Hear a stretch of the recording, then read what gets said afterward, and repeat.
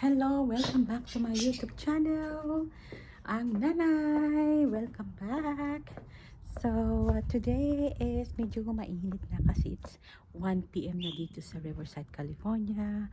At ngayon ay ang ipapakita ko sa inyo ay yung ang aking itong continuous na namumunga, itong aking cherry tomatoes. So, ayan ang aking cherry tomatoes. Tignan niyo yan. Ang dami-daming bunga. Yan.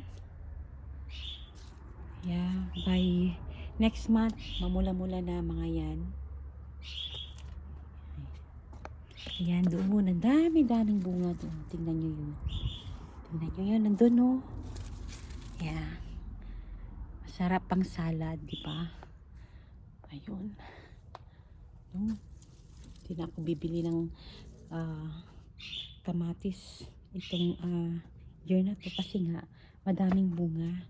Saka ayan din oh, daming bunga. Mostly kamatis ang bunga, ang ano, maraming bunga ngayon. At yun ang madaling itanim dito sa amin, yung mga cherry tomatoes talaga. At pero nag-start na ako nagtanim ng sitaw. Hindi pa siya tumubo. So mayroon din akong kamatis dito, yung mga lalaki. Masyadong maselan ang kamatis dito na yung malalaki ang bunga. Yan. Yeah, tinatakpan ko siya kasi nga nilalaro ng aso ko pag ano ba kasi mababa yun. So tinatakpan ko siya. At mayroon akong bell pepper dito na kaisa-isa at nakaharvest na ako ng 5 bunga. Tingnan nyo yan. Ayan. Maliliit lang na ano yan, bell pepper. So nakakuha ko ng I think 3 na yata yung na-harvest ko. Isang puno lang yun. At ito na naman. Tingnan nyo yan oh, yung tomato na yan. Cherry tomatoes. Continuous niyan. Hindi ko yan tinanim ni mga dating tomatoes kung inaalagaan ko sila para continuous silang mamumunga.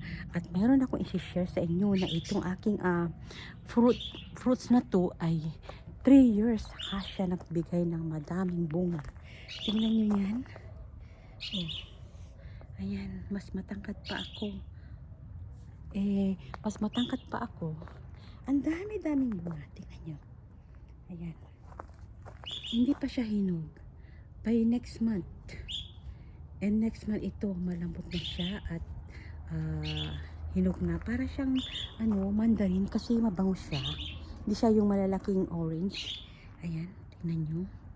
Tagal yan. 1 taon yan. Saka siya pwede nang i-harvest. Matagal.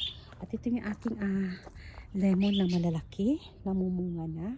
Inaalagaan ko ang mga ito kasi nga ang laki-laki ng tulong sa akin, hindi na ako namimili. O tingnan nyo ba naman itong tingnan nyo yan. Ito yung aking mandarin, inalagaan ko to. Akala ko nga hindi na siya mamumunga. O doon yung puno niya tapos dito ang dami-daming bunga. Nakakatuwa talaga. So ayan. So next time mai-share ako sa inyo ng aking isang pagkakakitaan dito dahil nga next stop muna ako magtrabaho dahil nga gusto ko mag-concentrate sa pag-aalaga, pag-asikaso anak ko sa bahay, ganun. So abangan kung ano yung pinagkakakitaan ko dito na walang puhunan. So maraming salamat po.